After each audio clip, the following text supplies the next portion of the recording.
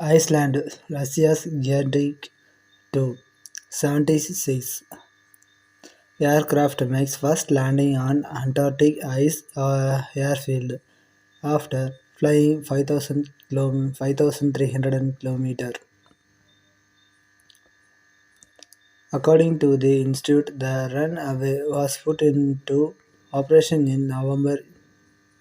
A Volga Danaher Airlines Il-76 aircraft outfitted with the PS-90A-76 engines conducted the first flight from Cape Town to the Progress Station on November 7. The institute said that the aircraft traveled over 5,300 kilometers in 6.5 hours and safely landed in low visibility due to the expertise of its pilots.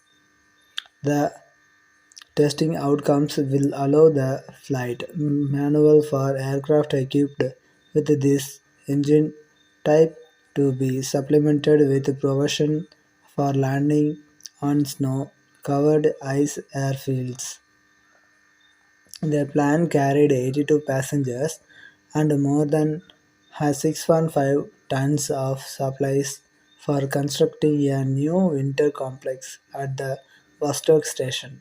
A joint crew led by chief pilots of the Elysian Activation Complex Nikolai Kumbov and the State Research Institute of Civil Aviation Ruben Yezen executed the landing. The runway is 3,000 meters long and 100 meters wide. The runway can allow the landing of both small and larger planes like the 176. There are reportedly four aircrafts from Cape Town to Progress, a Russian research station in Antarctica, scheduled to transport construct works to Vostok. Progress built a small aircraft runway for seasonal expedition and shuttle flights between the research station. The facility was established on April 1, 1988, and in this newest Russian research facility in Antarctica. It is situated in the oasis of the Slarsman's Hills in Princess Elizabeth Land on the eastern shore of Paradise Bay.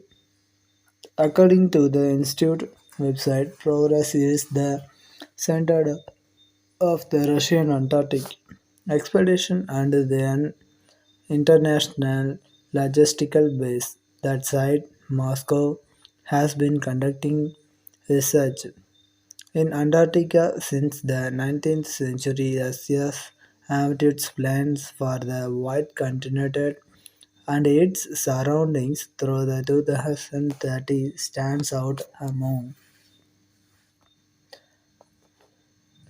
examining the region geological structure and minerals by land, air and the sea is one of the key goals of the 2021 action plan for that vision. Thanks for watching.